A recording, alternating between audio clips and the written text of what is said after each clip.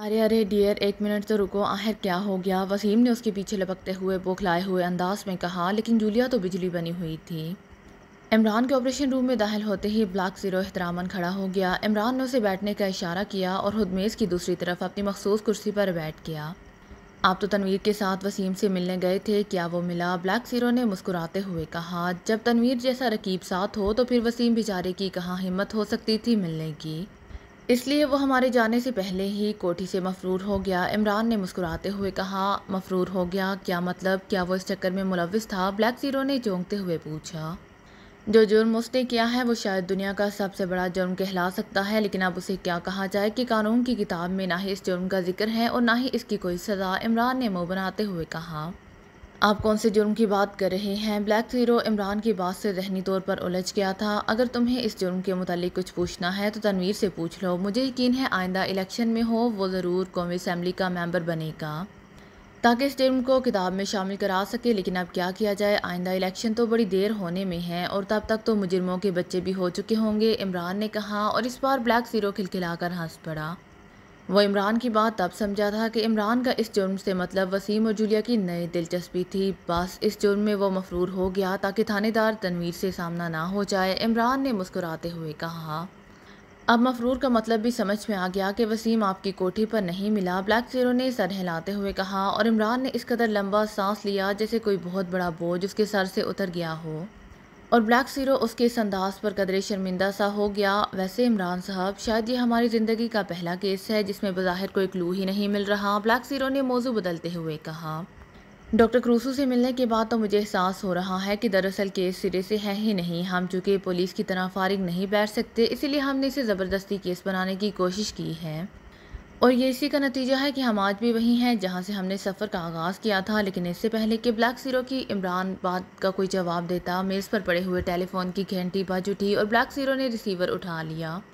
X2 black zero نے مخصوص لہجے میں کہا، چوہان بول رہا ہوں جناب، میں نے اسپیشل ایجنسی کے آرڈر پر فوری طور پر ڈاکٹر کروسو کا لاکر کھلوایا ہے، اس میں ایک بڑے سے پیکٹ میں مختلف قسموں کے چھوٹے بڑے نگینے پڑے ہوئے ہیں اور کاروباری کاغذات میں کانوں کے ٹھیکے کے معاہدے اور کچھ نہیں۔ میں نے یہ بھی معلوم کر لیا ہے کہ سٹی بینک کی کسی برانچ بلکہ دوسرے بینکوں کی ان تمام برانچوں میں جہاں لاکرز میں ڈاکٹر کروسو یا کنگ آف سٹونز کے نام پر کوئی لاکرز نہیں ہیں، چوہان نے تفصیل بتاتے ہوئے کہا۔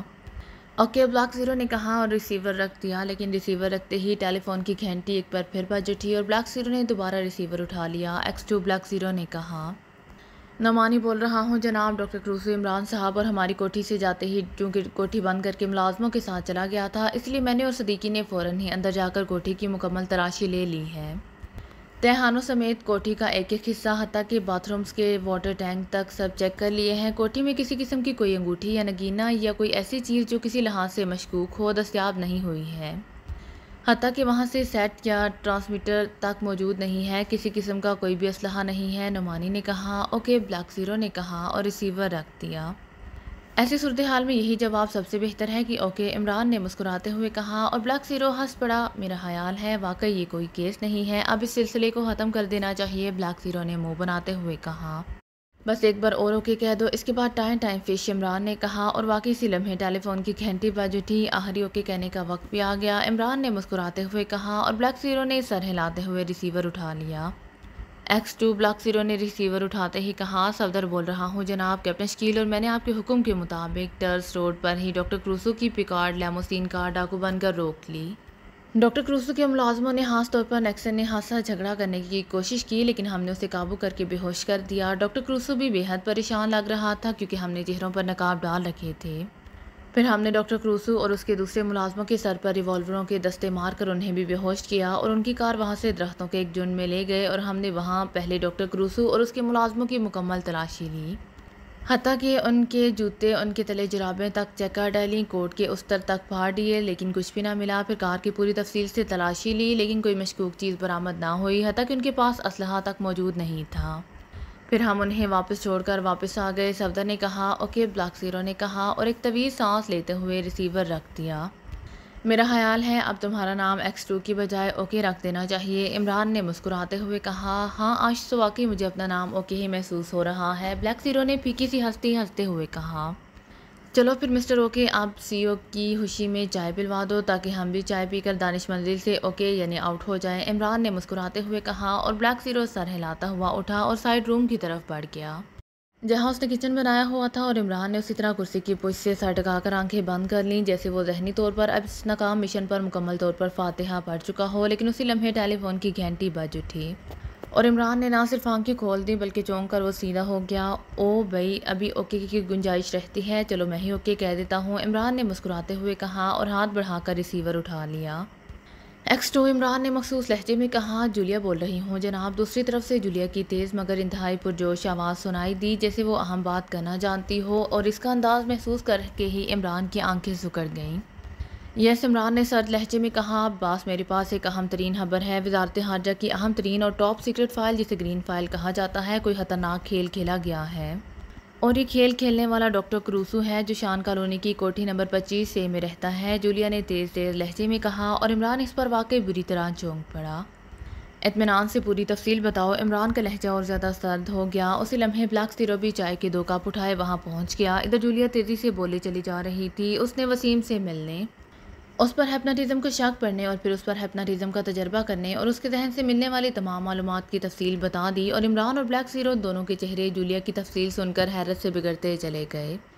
بلیک زیرو تو چائے کا کپ بھی میز پر رکھنا بھول گیا تھا کیونکہ لاؤڈر پر جولیا کی آواز واضح طور پر سن رہا تھا۔ یہ سب کچھ تمہیں کب پتہ چلا؟ عمران نے بڑی مشکل سے اپنے لہجے کو سپورٹ رکھتے ہوئے کہا، اور جواب میں جولیا نے جو وقت بتایا اسے سن کر عمران سر ہلانے لگا کیونکہ یہ تقریباً وہی وقت تھا جب وہ تنویر اور وسیم سے ملنے گئے تھے، اور اس کے ملازموں نے انہیں باہر سے ہی ٹال دیا تھا۔ لیکن تم اب فون کر رہی ہو، اتنی دیر کیا کرتے رہی ہو؟ عمران کا لہجہ یکلحد بے حد سخت ہو گیا۔ مام میں جناب وہاں سے فلیٹ آئی، میں نے آپ کو فون کرنے کی کوشش کی لیکن فون انگیج تھا، پھر میں نے سوچا کہ سر سلطان کو فون کر کے ان سے گرین فائل کی تفصیل پوچھ لوں۔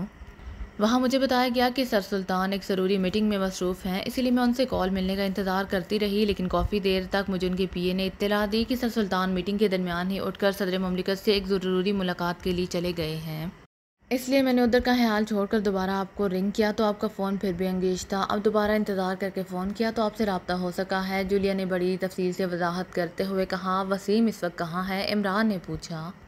وہ اپنی کوٹھی میں ہوگا، میں تو اسے وہیں چھوڑ کر آئی تھی، جولیا نے جواب دیا۔ تم فوراً اس کی کوٹھی پہنچو، میں عمران کو وہاں بھیج رہا ہوں، عمران اس سے مل کر مزید وضاحتیں حاصل کرے گا، عمران نے تحکمانہ لہجے میں کہا، اور پھر ریسیور رکھ کر اس نے جلدی سے سر سلطان کے نمبر ڈائل کرنے شروع کر دیے۔ یہ تو انتہائی اہم ترین رپورٹ ہے، بلیک زیرو نے چائے کا کپ عمران کے سامنے رکھتے ہوئے کہا۔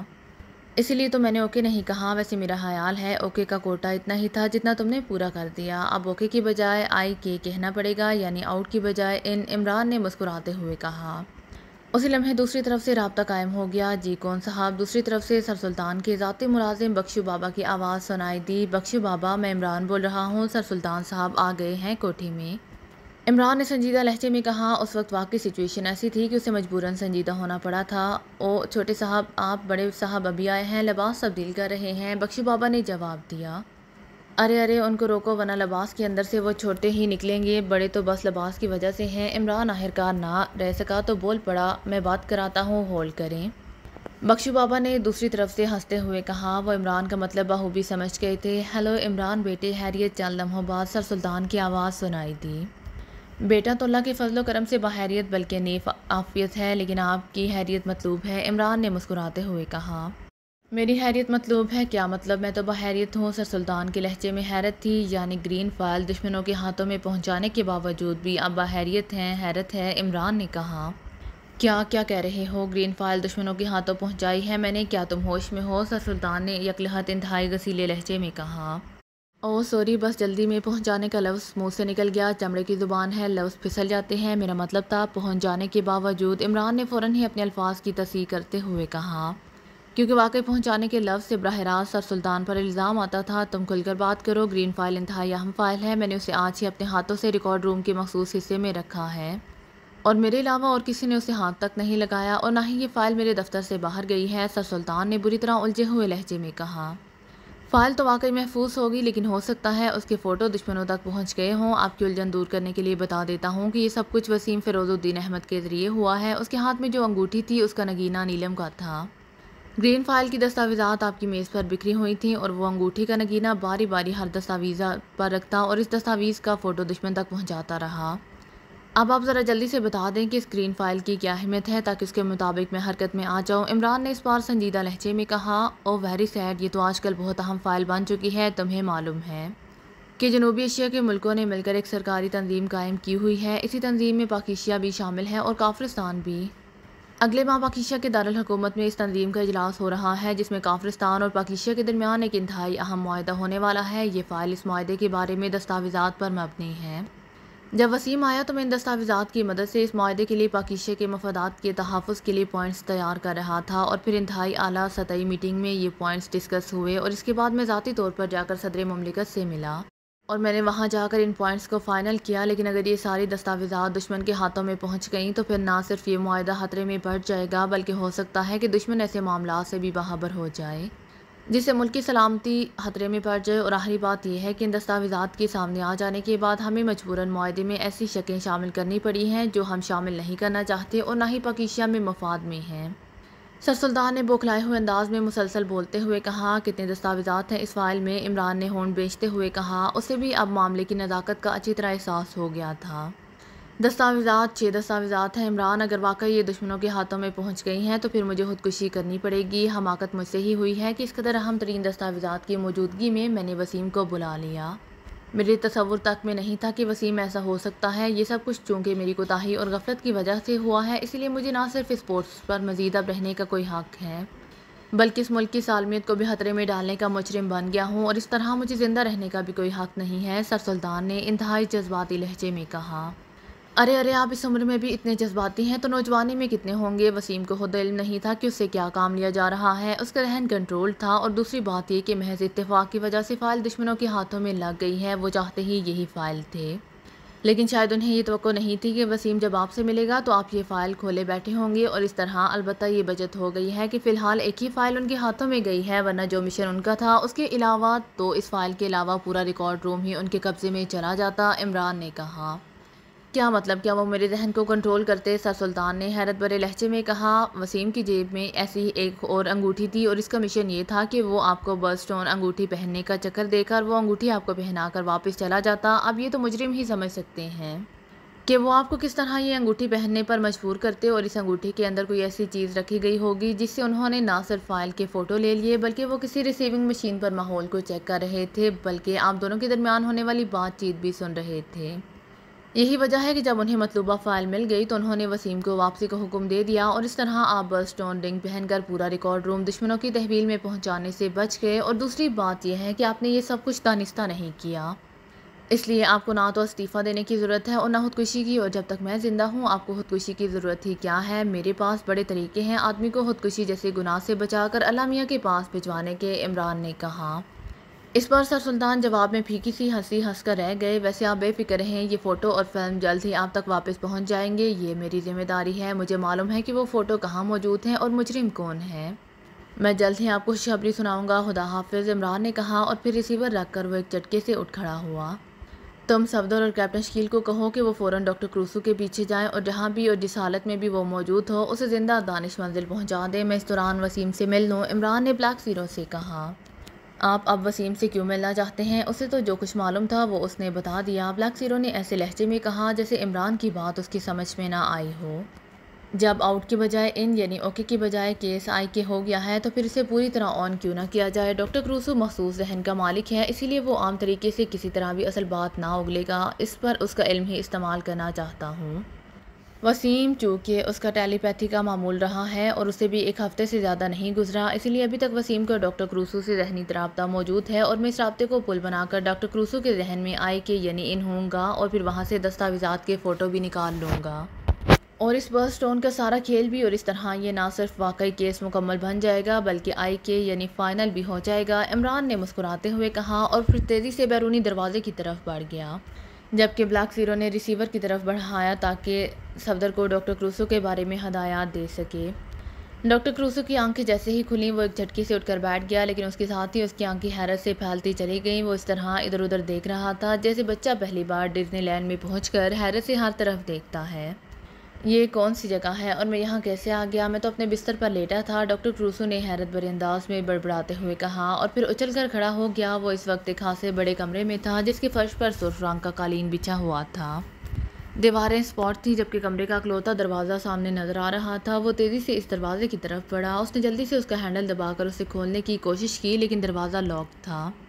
وہ ایک طویل سانس لے کر واپس مڑا۔ گزشتہ واقعات ایک فلم کی صورت میں اس کے ذہن پر کسی اسکرین کی طرح چل رہے تھے۔ وہ ایمپرر کو رپورٹ دینے کے بعد نیکسن اور آرتھر کے ساتھ کوٹھی سے گلاش روانہ ہو گیا تھا، اور پھر راستے میں ایک ویران سڑک پر اسے ڈاکوؤں نے گھیر لیا۔ اگر ڈاکوؤں نے اپنے چہرے پر نقاب ڈالے ہوئے تھے لیکن وہ ان کے لباس دیکھتے ہی انہیں پہچان گیا تھا کہ یہ وہی لوگ ہیں جو عمران کے ساتھ آئے تھے، اور چونکہ ایمپرر اسے آگاہ کر چکا تھا کہ اس نے زیادہ مزاحمت نہیں کرنی، اسی لیے واقعی اس نے زیادہ مزاحمت نہیں کی تھی۔ اس کا خیال تھا کہ یہ لوگ اس کی اور کار کی تلاشی لے کر چلے جائیں گے، لیکن انہوں نے اچانک اس کے سر پر ضربیں لگا کر اسے بے ہوش کر دیا، اور پھر جب اسے ہوش آیا تو وہ درختوں کے ایک جھنڈ میں پڑا ہوا تھا۔ اس کے کپڑوں اور خاص طور پر کوٹ کو تو بری طرح ادھیڑ کر رکھ دیا گیا تھا۔ یہی حالت نیکسن اور آرتھر کے کپڑوں کی تھی۔ کار کی بھی تلاشی لی گئی تھی۔ وہ نیکسن اور آرتھر کو ہوش میں لایا اور پھر انہیں ساتھ لے کر وہ دوبارہ اگلاش کی طرف چل پڑا۔ نیکسن اور آرتھر کے خاندان واقعی اگلاش میں رہتے تھے، اسی لیے وہاں پہنچ کر اس نے انہیں فارغ کر دیا اور خود وہ وہاں ایک مخصوص لگژری کاٹیج میں آ گیا۔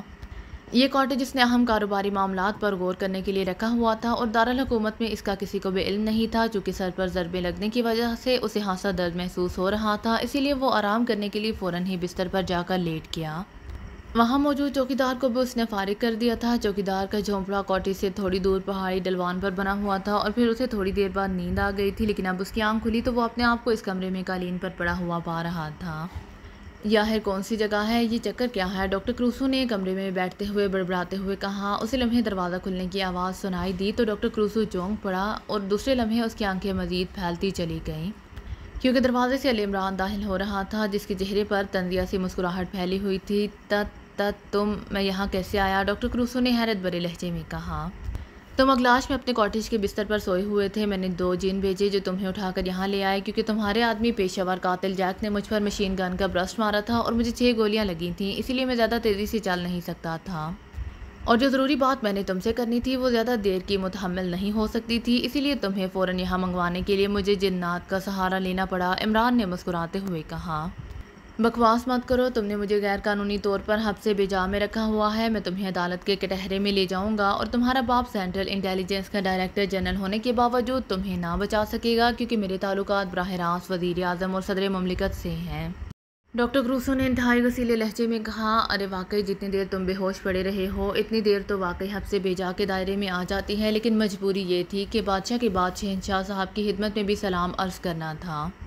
اب چاہے یہ شہنشاہ پتھروں کا ہی کیوں نہ ہو، بہرحال شہنشاہ ہی ہے، اور ہم بھی تھوڑی دیر پہلے جب مجھے اطلاع دی گئی کہ جناب شہنشاہ جواہرات اپنے درباریوں سمیت گرین لینڈ کی سب سے شاندار جیل ایڈن جیل میں پہنچ چکے ہیں، تو میں نے تمہیں ہوش میں لانے والا بٹن دبایا۔ اس کمرے کی چھت سے ایک شعاع نکل کر تم پر پڑی اور تم ہوش میں آ گئے، اور میں بادشاہ جواہرات کی خدمت میں حاضری دینے کا شرف حاصل کر رہا ہوں، عمران نے بڑے مؤدبانہ لہجے میں کہا۔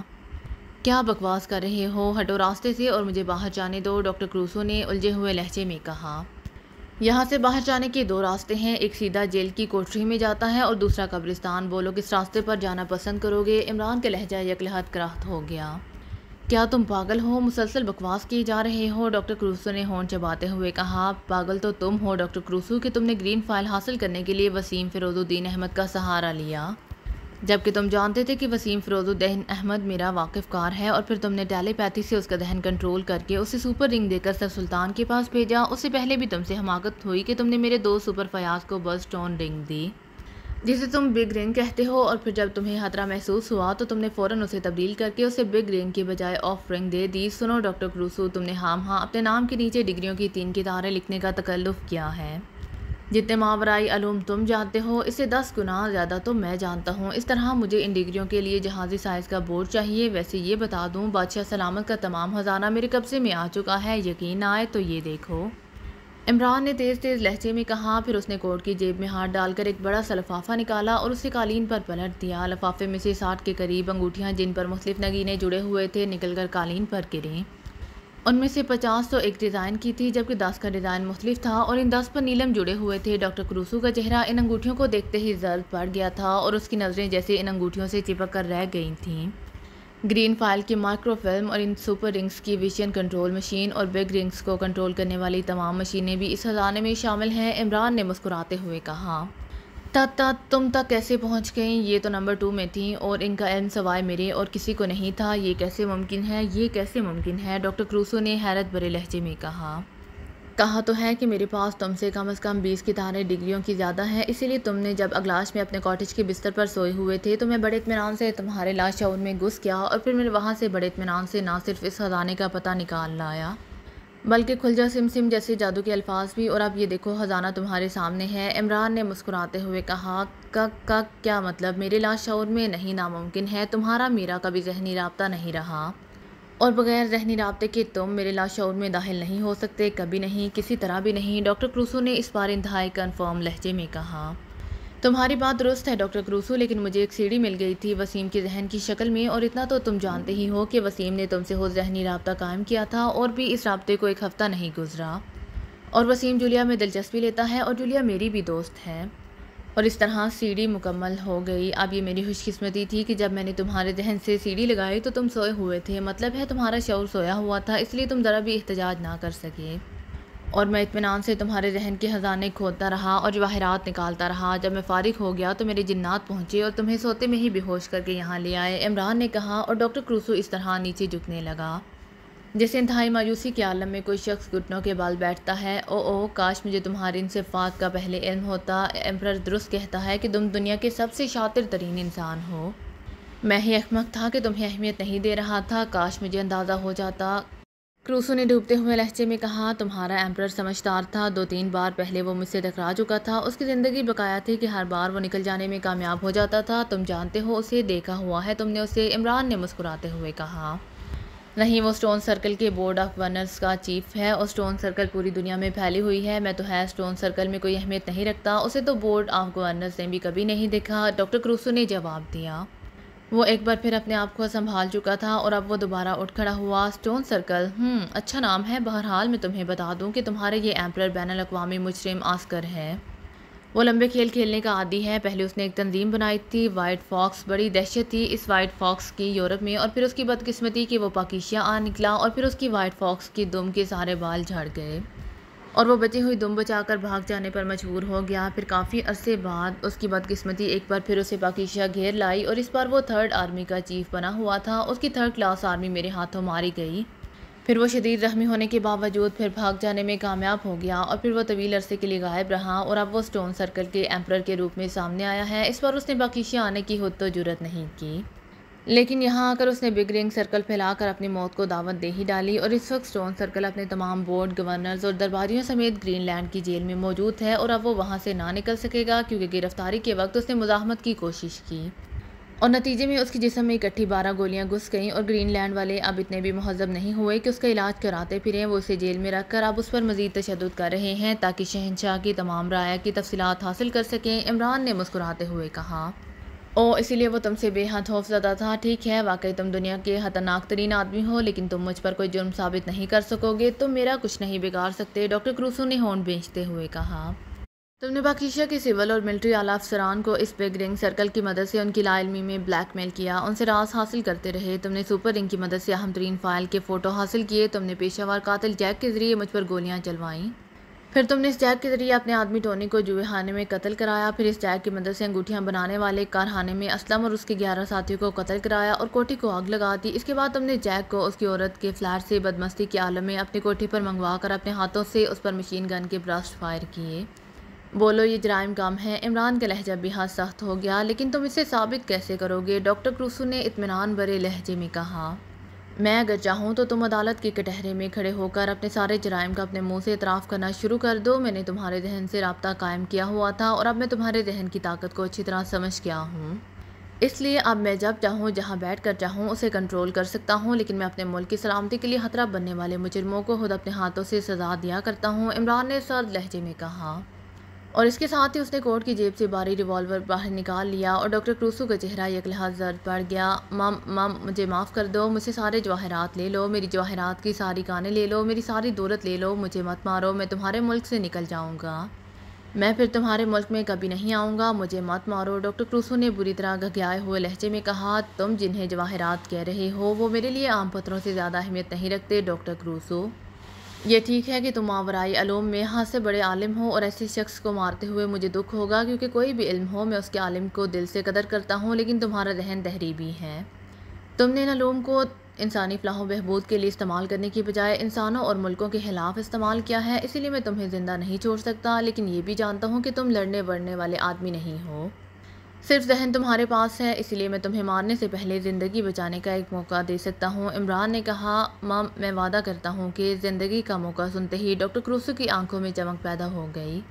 ٹھہرو، پہلے میری بات سن لو۔ تم اپنے آپ کو کنگ آف سٹونز کہتے ہو اور مجھے معلوم ہے کہ سٹونز یعنی پتھر کا وسیع علم بھی رکھتے ہو۔ اگر تم مجھے دنیا کے سب سے قیمتی پتھر کا نام بتا دو، سن لو کہ میں نے دنیا کا سب سے قیمتی پتھر کہاں ہے، اور یہ بھی سن لو کہ اس کو پتھر ہی کہتے ہیں اور اس کا شمار ان پتھروں میں نہیں ہوتا جنہیں تم جواہرات کہتے ہو۔ اشارہ بھی دے دوں کہ یہ پتھر باقی مذاہب کے افراد کے لیے تو شاید اتنی اہمیت نہ رکھتا ہو، لیکن مسلمانوں کے لیے یہ دنیا میں سب سے قیمتی ترین پتھر ہے۔ اگر تم اس پتھر کا نام بتا دو تو میں تمہیں باقی اشیاء سے نکل جانے کا موقع دے دوں گا، ورنہ پھر مجبوری ہے، تمہیں مرنا ہی پڑے گا۔ عمران نے کہا، دنیا کا سب سے قیمتی پتھر جو جواہرات میں شامل نہیں ہے، یہ کیسے ممکن ہو سکتا ہے؟ نہیں، ایسا ممکن نہیں ہے۔ میں نے آج تک ایسے کسی پتھر کا نام نہیں سنا جو سب سے دنیا کا قیمتی پتھر ہو اور جواہرات میں بھی شامل نہ ہو۔ تم نے ہاں ایک ناممکن بات کر دی ہے، ڈاکٹر کروسو نے کہا۔ میں نے تمہیں واضح اشارہ بھی دیا تھا، عمران نے ہونٹ بھیجتے ہوئے کہا۔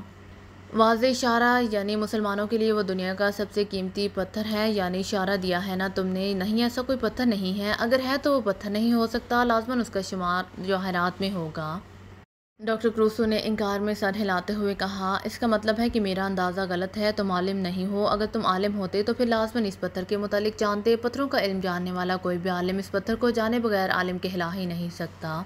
پھر تم کنگ آف سٹونز ہو اور یہ دور جمہوریت کا ہے، کنگ ختم ہو گئے ہیں اور ختم ہو رہے ہیں، اسی لیے اب میری تسلی ہو گئی ہے کہ میں کسی عالم کو نہیں مار رہا، صرف ایک مجرم کو گولی مار رہا ہوں۔ عمران نے ریوالور کو سیدھا کرتے ہوئے انتہائی سرد لہجے میں کہا، ٹھہرو، رک جاؤ، میں نے پتھروں پر دنیا بھر کا لٹریچر پڑھ لیا ہے، تم غلط کہہ رہے ہو۔ ایسا کوئی پتھر نہیں ہے جو جواہرات میں بھی شامل نہ ہو اور دنیا کا سب سے قیمتی پتھر بھی ہو، چاہے وہ مسلمانوں کے نزدیک ہو یا عیسائیوں یا یہودیوں کے نزدیک۔